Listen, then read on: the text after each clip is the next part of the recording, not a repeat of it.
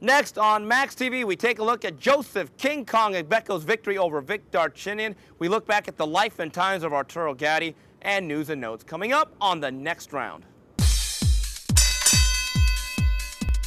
And welcome to the next round. Steve Kim joined as always by Gabriel Montoya, a jam-packed show. We begin round number one. It was King Kong in Sunrise, Florida. IBF bantamweight titleist Joseph Agbekko turns back the challenge of Vic Darchinyan by unanimous decisions. Your scores 116-111. Two scorecards reading 114-113. And for the WBC lightweight eliminator, Antonio DeMarco stops Angus Adjaho in 9 rounds. He becomes the mandatory challenger to Edwin Valero. Going up top to the main event, Vic Darchinyan has been described, and perhaps rightly so, as a bully. On this night, Gabe, I thought he faced a kid that was not going to give him his lunch money, would not budge, and I thought to a large degree bullied the bully. Yeah, absolutely, man. Joseph King Kong Agbekko came into that fight on Saturday night just needing to have it. He just had to have this win. We had the president of Ghana calling him. Obama, our president, was there meeting with his president. And he was just inspired. He looked like a guy that was very relaxed coming into the ring and just ready for the moment. He defended his title like a champion. He bullied Darchinyan all night long. He hit him with that lead right.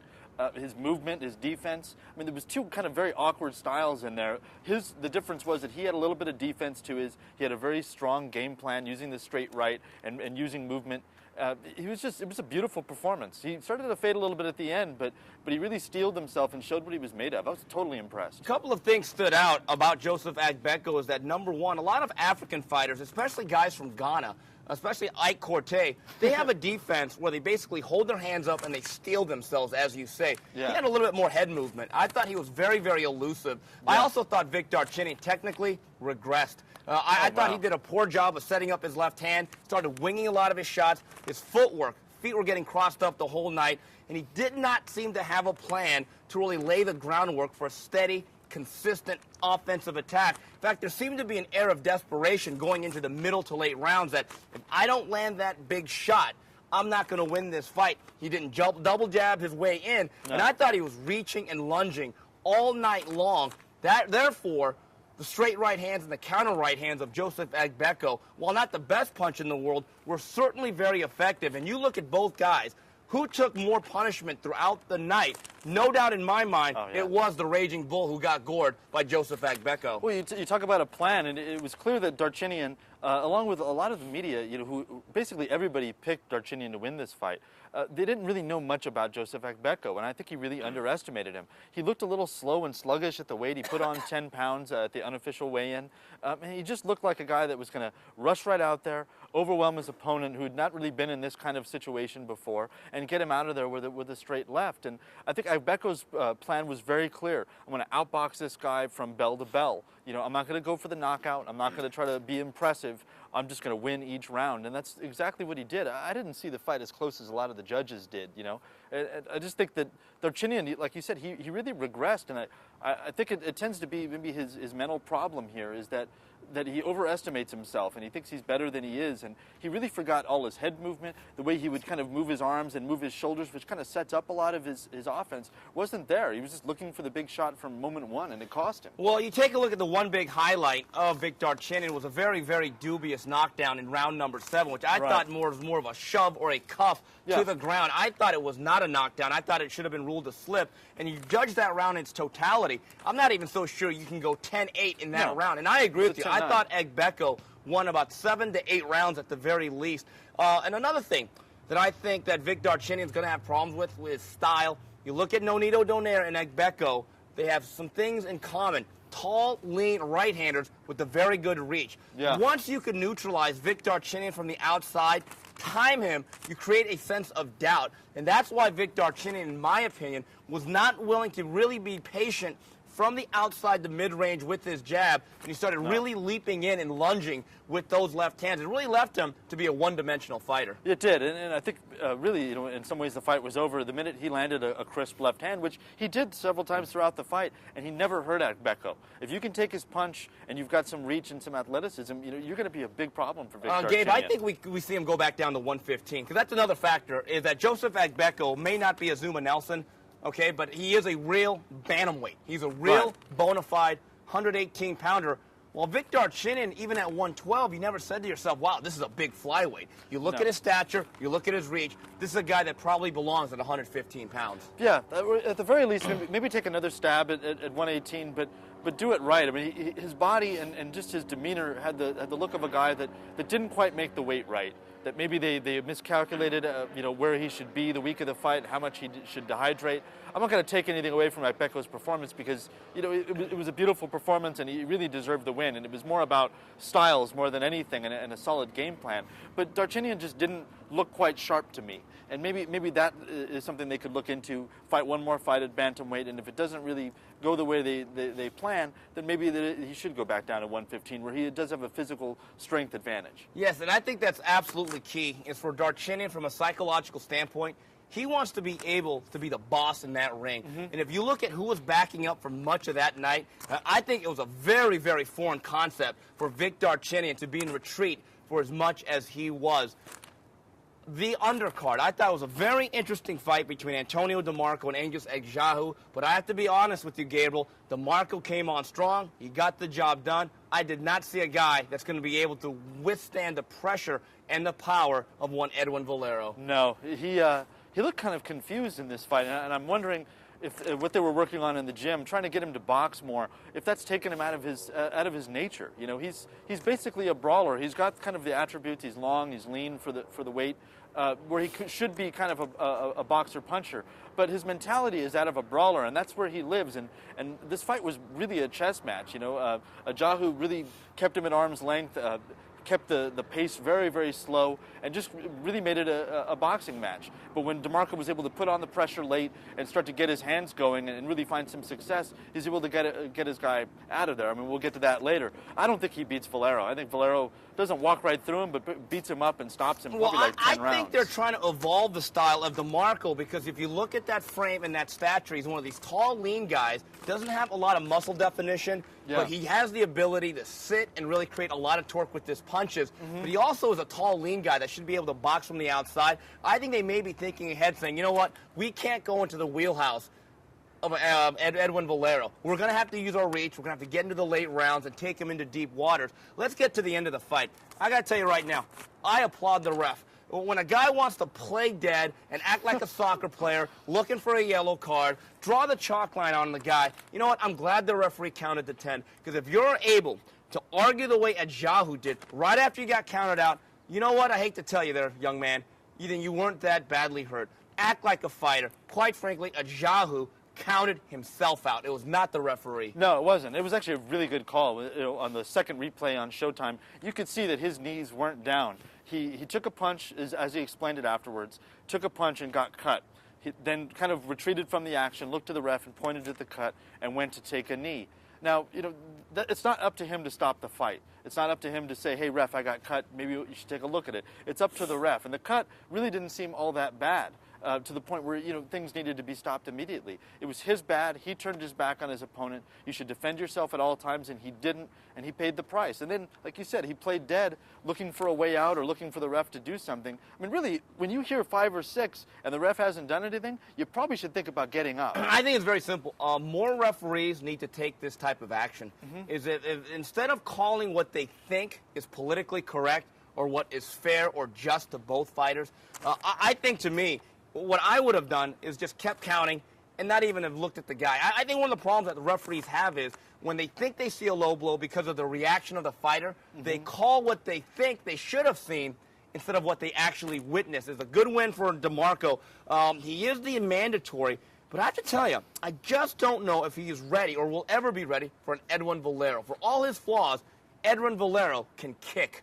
Yeah, I just think that power and his pressure and his speed, it's going to be probably too much for DeMarco. I mean, it's hard to say, because every time I watch DeMarco, he looks like he's going to lose or looks like he should lose, and then he finds a way to win. He's got the heart of a lion, and he really is an exciting young guy that I want to see more of. And I think there's a toughness there that just doesn't, you don't see it on the surface. But I just think the power of Valero and the speed of him is just going to be too much. But on the flip side, he's a tall, lean guy. Yeah.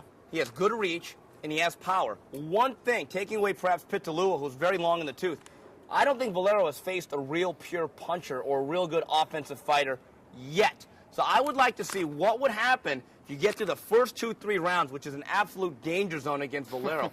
What happens when we start getting into rounds 7 and 8? One thing that DeMarco has shown his last 2 fights against Kid Diamond and now Ed Jahu, once it comes to the championship rounds or to that stage, he starts to turn it up to another level. So that is a factor in that fight, if it gets to the late rounds. The thing is that Valero loves to brawl, and so does DeMarco. He's going to have to resist the urge to fight with Valero in the first 3 rounds. If he can do that, then, yeah, he's got a chance, because he's shown that he's got resilience, and he's able to adjust and come back late in a fight. And I don't know that about Edwin Valero, other than maybe the Mosquero fight, which, you know, that's probably his only really long fight. So, yeah, I mean, it's going to be an interesting fight. I just, like you're saying, I just don't know if he's ready yet. Yes, all it takes is one. You have to not only pitch a shutout against Edwin Valero, maybe even a perfect game. Well, that's it for Showtime. We come back, round number 2 of the next round. Round number 2 of the next round, and we have some tragic news that shocked the boxing world this weekend. Arturo Gatti, former 2-time champion, age 37, was found dead in Brazil. I think a lot of people are numb, but I have to be very honest about this, Gabe. You had the sense, like a Diego Corrales, just knowing some of the things about the personal life and the way he lived. I have to tell you, this is a tragic news. I think it's a horrific way for him to go out. We'll get more of the details. But I have to tell you, it does not surprise me that Arturo Gatti died a young man. Yeah, I mean, he was kind of a, you know, live fast, die young, and leave a pretty corpse kind of guy, you know. When I think of Arturo Gatti, the word that comes to mind is heart. You know, every time you'd see him fight, whether it was win or lose, the guy never stopped trying. He never quit. He always came forward, even, you know, against insurmountable odds, like against Oscar De La Hoya or Floyd Mayweather.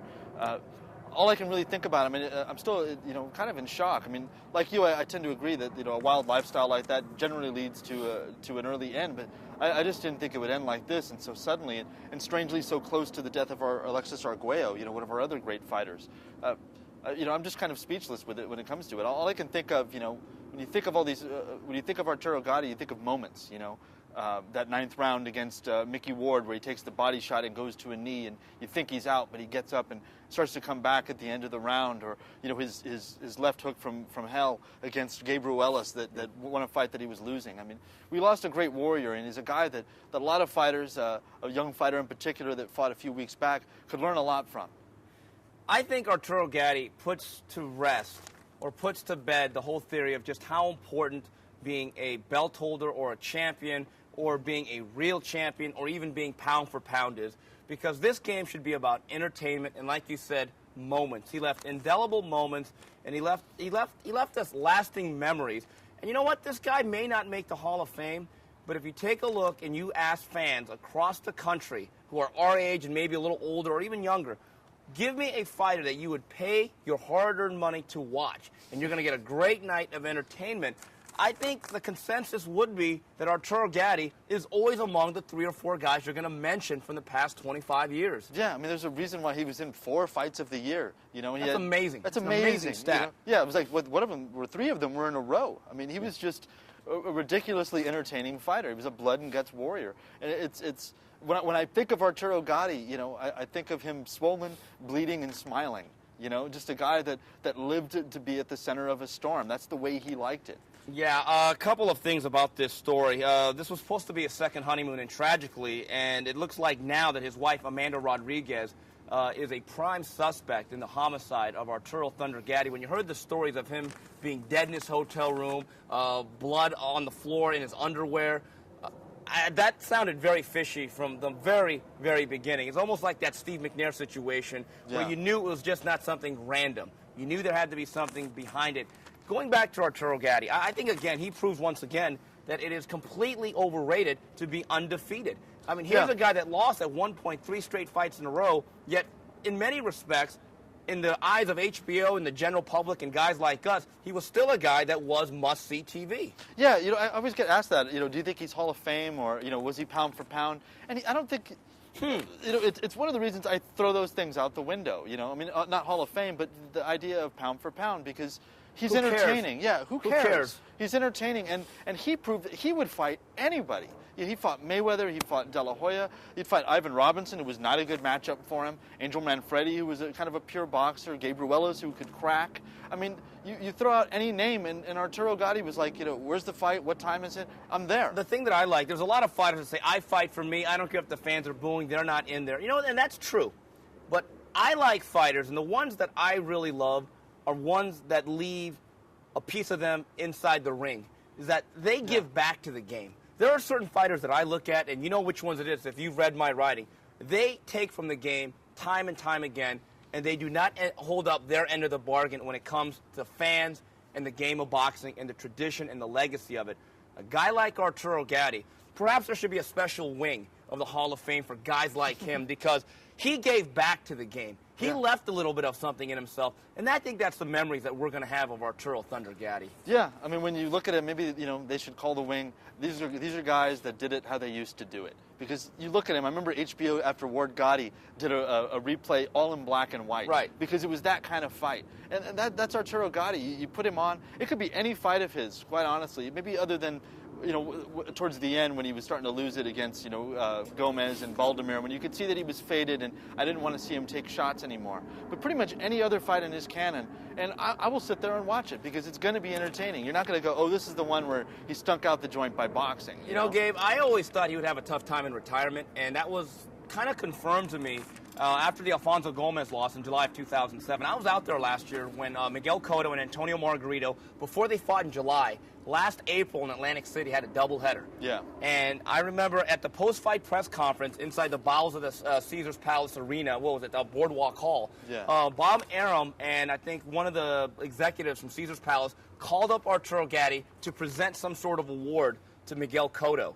And you just looked at Arturo Gatti, and he had the body language and the facial expression is that, wow, I used to be the guy in the ring receiving these awards. Now I'm giving it. Now I'm just a banquet circuit guy. And there was almost like this underlying sadness to him that at age 36, 37, that he was never going to participate anything in the rest of his life that was going to give him this type of charge that was going to be as important as boxing. He just looked like the guy that if he could pull the trigger and go back 15 years in time, even with all the beatings he took, he would do it all over again. Yeah. And so, when I heard the news of his death, I just said to myself, you know what? There's an old saying, the good die young. And I think it does apply to Arturo Gatti. Yeah, let the missing begin.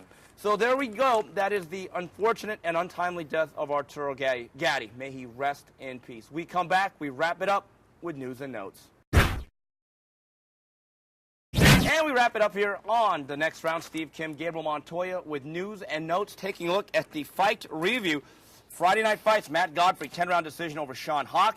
And on the co-feature, Chris Henry stopped Sean George in 6. Saturday in Germany for the WBA middleweight title, Felix Sturm outpoints Corin Gavor. And then in Mexico, IBF featherweight champion Cristobal Cruz gets revenge. He beats Jorge Solis in 12. I don't know what was more sickening. Matt Godfrey saying he was the best young heavyweight in the world, and then B.J. Flores saying, I am. You know what, guys? I don't think either of you guys is. B.J. Flores has fought absolutely nobody, and Matt Godfrey, to me, was, to a certain degree, hate to say it, god-awful. That was a boring fight. I'm sorry. If you're a legitimate cruiserweight contender, you got to get Sean Hawk out of there. That's just the bottom line. That's who Sean Hawk is. That's what he's there for. He's got an undefeated record, but he's, from the Midwest. He's a guy with kind of a paper record. He's there for you to feast on, man. You're the main event on ESPN, Friday Night Fights. This is your audition for HBO or Showtime, or Versus Network.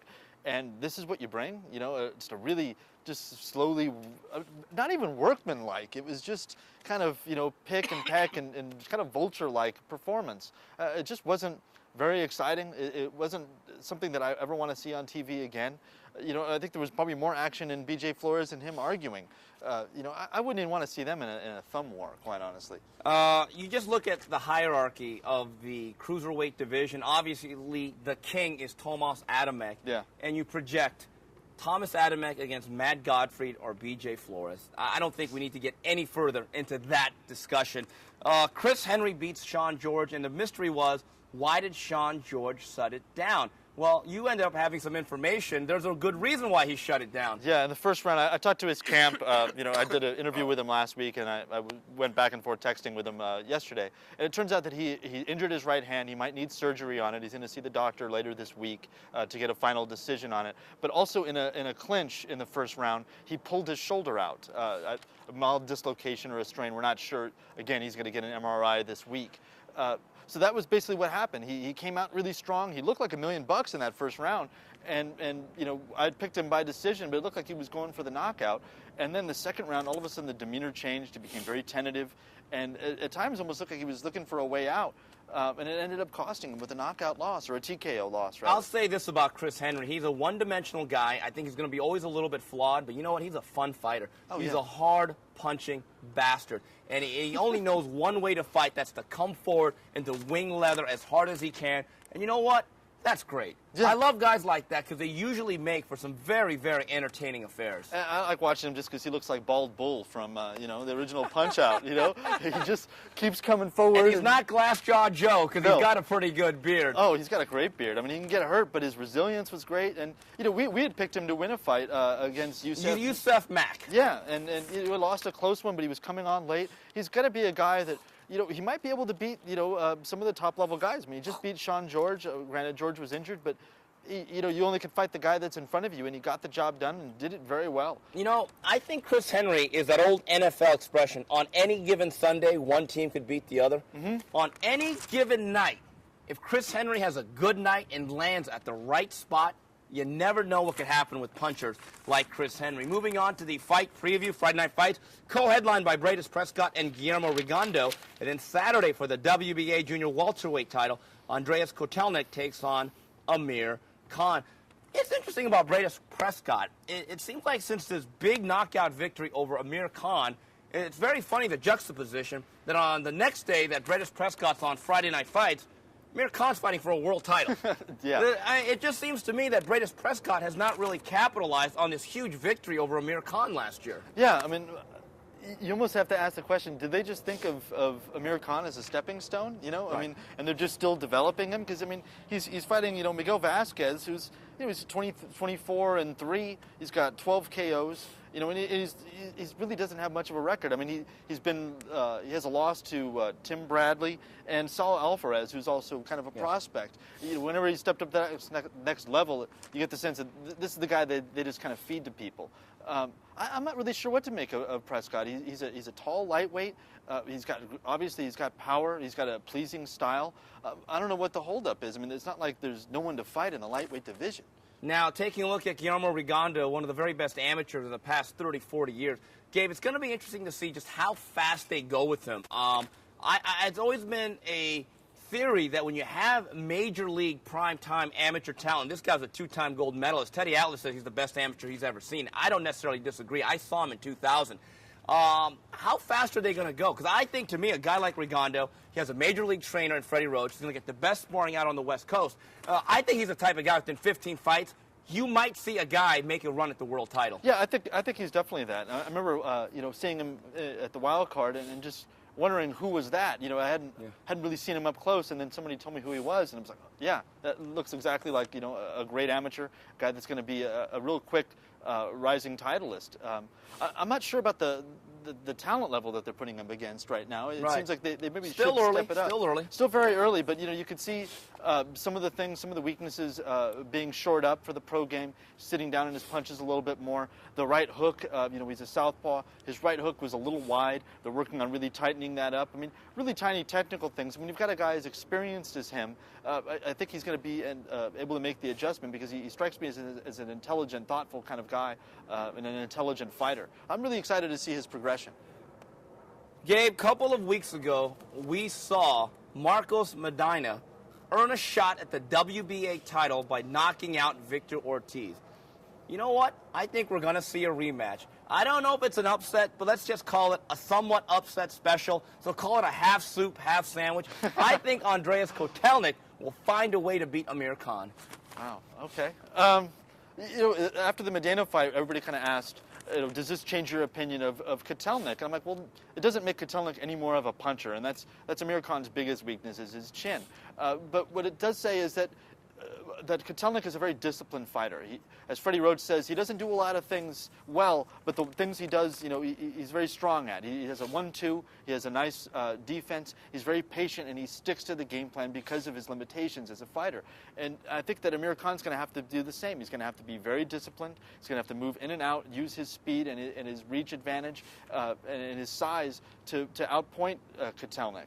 Can he do it? I'm not sure. I mean, this is the second fight with Freddie Roach. I haven't seen a complete transformation. I have seen some good things in the gym, but I haven't seen them translated into the ring just yet. So I'm leaning on the fence towards Khan. I'm going to go Khan by decision. I'm not going to say it's going to be a unanimous decision. I think it's going to be very close.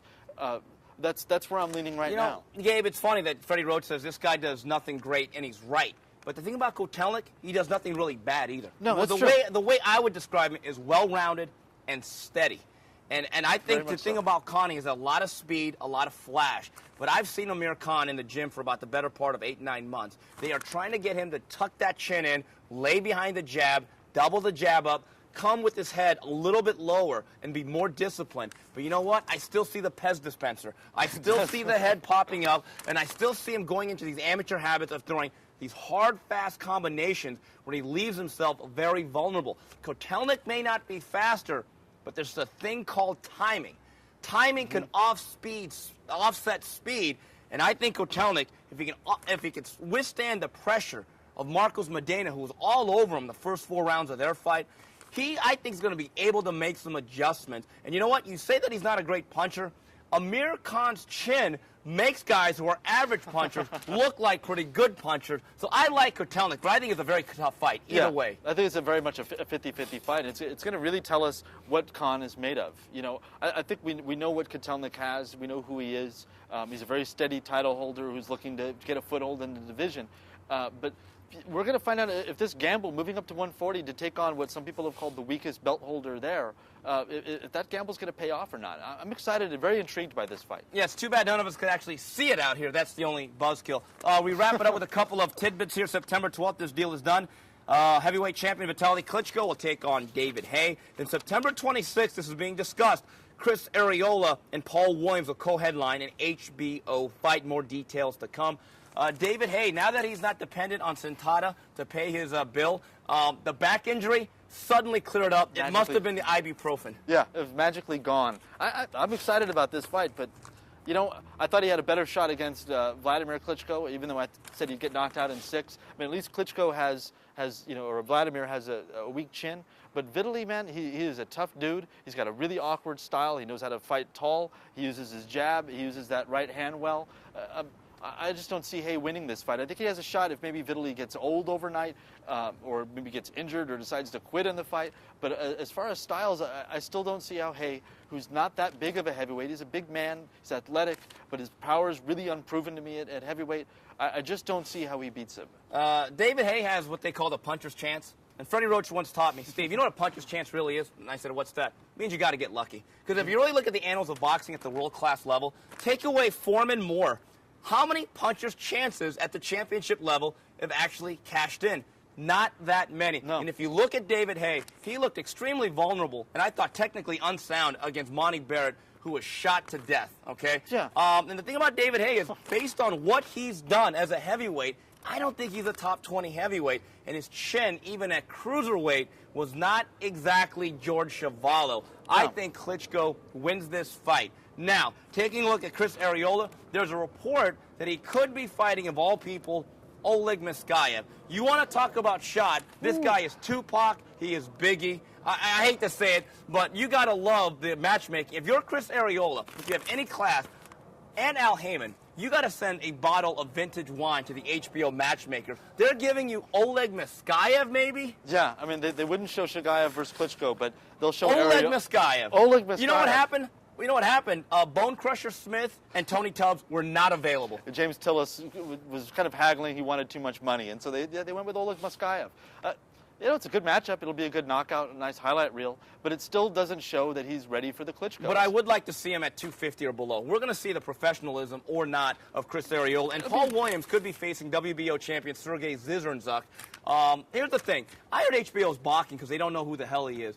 You know what? I'll say this right now. Sergey Dizzy Diz is one of the top 3 or 4 54-pounders in the world. He's a skilled guy. He's athletic. He's also southpaw.